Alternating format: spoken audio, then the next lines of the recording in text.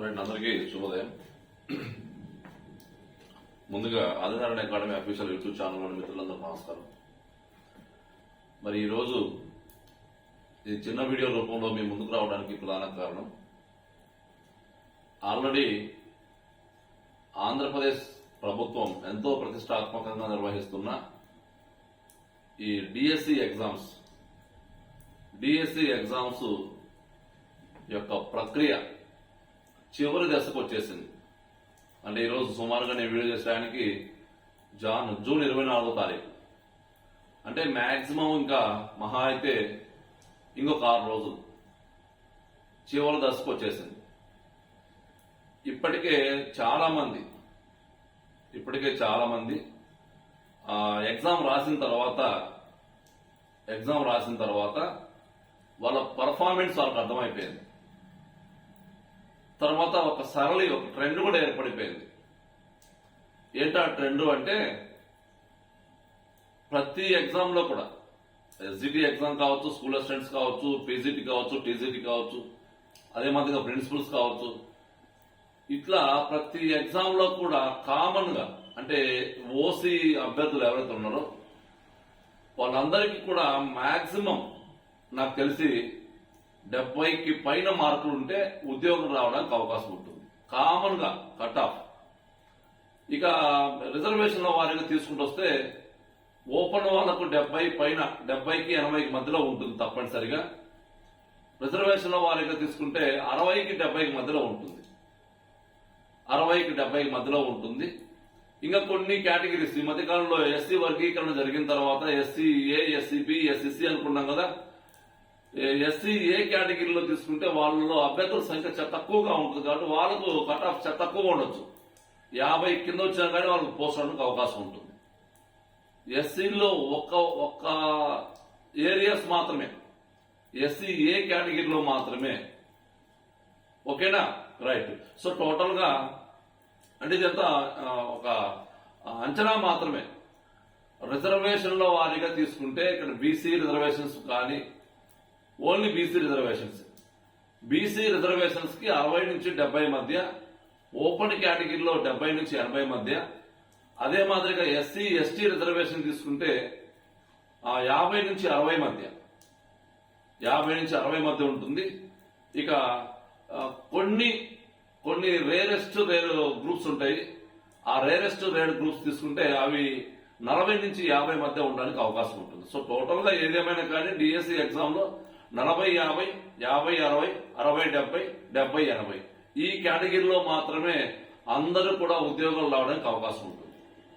So నా video యొక్క ఉద్దేశం ఏంటంటే, 16,000 పైచిలకు ఉద్యోగాల కోసము మరి సుమారుగా 1 నెల పాటు నుంచి ఎగ్జామ్ జరుగుతూ ఉన్నాయి. రేపు 30వ తారీఖు నాటికి నాకు తెలిసి మాక్సిమం అయిపోవడానికి అవకాశం ఉంటుంది. ఈ ప్రక్రియ మొత్తం నేను గమనించిన తర్వాత సుమారుగా 4,67,000 మంది ఎగ్జామ్స్ అటెండ్ అయ్యారు. ఉన్న ఉద్యోగాల సంఖ్య 16,000. అంటే సుమారుగా మనకు 4,50,000 మందికి ఉద్యోగాలు రావు. కేవలం ఒక 16,000 మందికి మాత్రమే ఉద్యోగాలు వస్తాయి.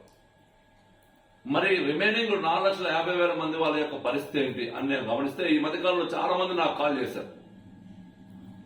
వాళ్ళ యొక్క ఆ కాల్ యొక్క అంతర్యామి ఏంటంటే, ఎస్పెషల్లీ శ్రీకాకుళం, విజయనగరం ఏరియాస్ లో టీచర్ పోస్ట్ ఉన్నంత కాంపిటీషన్ మరి ఏ ఎగ్జామ్ ఉండదు. సివిల్ సర్వీస్ ఎగ్జామ్ కూడా అంత వాల్యూ ఉండదు. టీచర్ ఉద్యోగం అంటే అంత ప్రాణం ఇస్తారు వాళ్ళు, అంత బాగా ఇష్టపడతారు, అంత హెవీ కాంపిటీషన్ ఉంటుంది. చాలా మంది నేను చెప్పాను మీకు గతంలో కూడా,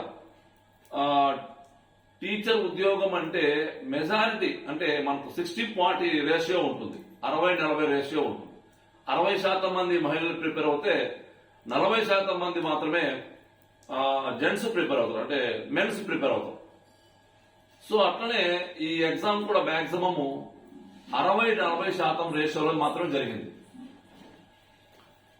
చాలా మంది నేను గమనించింది ఏంటంటే, చాలా మంది ఎగ్జామ్ రాసిన తర్వాత సరే ఎందుకు ఈ గందరగోళ పరిస్థితులు అంటే, చాలా మంది మేము డిప్రెషన్ లోకి వెళ్ళిపోయాం సార్, మరి మాకు ఇంకా స్కోప్ లేదా, రకరకాలుగా వాళ్ళు రకరకాల డౌట్స్.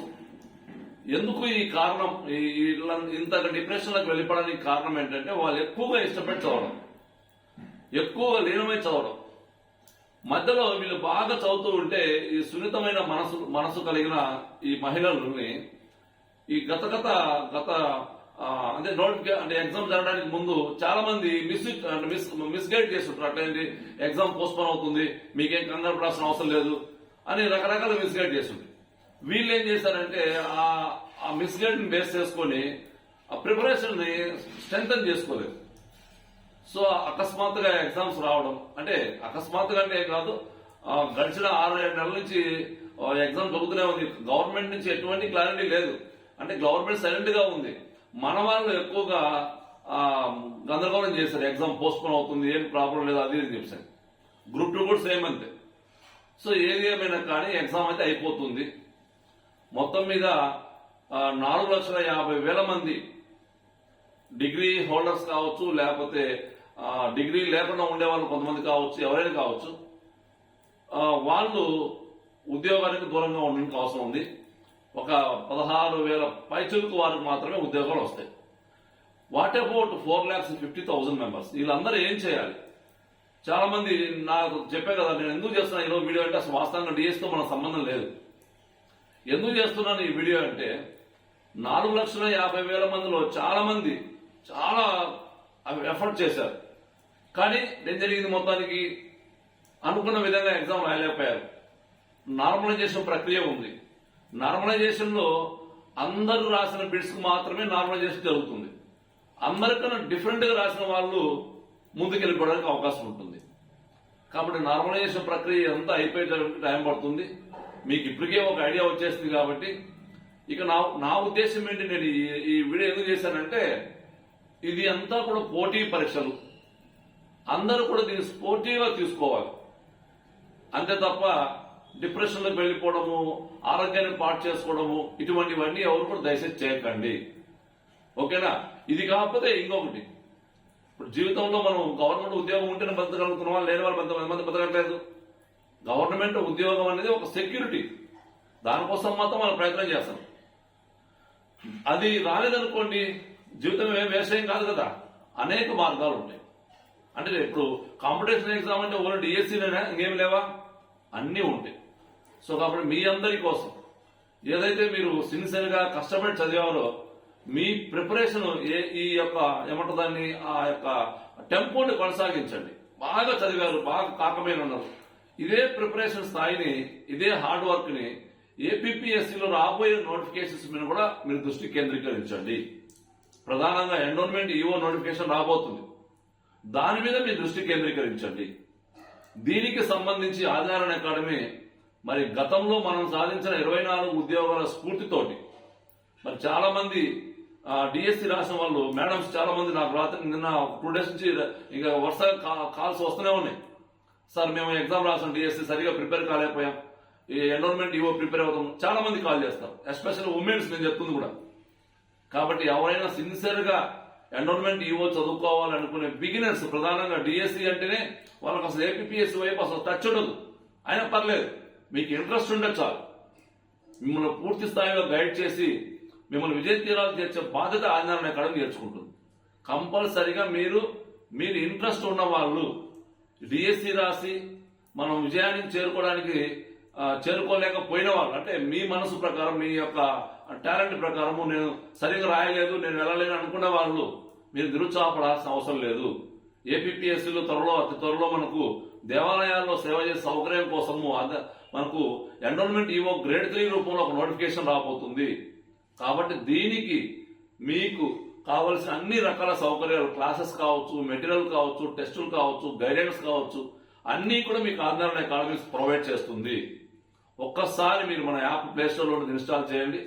మీకు ఈ విషయంలో ఏమైనా డౌట్స్ ఉంటే నా నెంబర్ కూడా మీకు ఉంటుంది, ఒకసారి కాల్ చేయండి. కానీ ఎవరు నిరుత్సాహపడకండి, ప్రతి ఎగ్జామ్ ని కూడా మనం స్పోర్టివ్ గా తీసుకుందాం.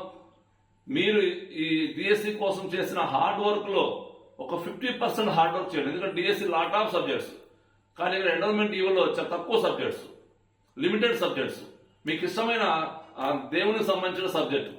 కాబట్టి ఇక్కడ మీకు అన్ని రకాల బెనిఫిట్స్ కూడా ఉన్నాయి. ఓకేనా? సో కాబట్టి ఒక్కసారి మీరు మేము చదివే క్యాపబిలిటీ ఉంది అనుకున్న వాళ్ళు ఒకసారి ఎన్రోల్మెంట్ ఈవోని ట్రై చేయండి. మీకు ఈ ఎన్రోల్మెంట్ ఈవోకు సంబంధించిన అంశాలలో ఏవైతే మీకు మొత్తము కూడా మీకు అన్ని విషయాలు మీకు ఆంధ్ర అకాడమీ సపోర్టివ్ గా ఉంటుంది. ఎవరు కూడా దయచేసి డిప్రెషన్ లో కలాల్సిన అవసరం లేదు, ఎవరు కూడా బాధపడాల్సిన అవసరం లేదు. మంచి అవకాశాలు ఏపీపీఎస్ రూపంలో మీకు అందులో అందుబాటులో ఉన్నాయి కాబట్టి సిన్సియర్ గా మీ ప్రయత్నం మీరు చేయండి. ఓకేనా మరిక? Thank you.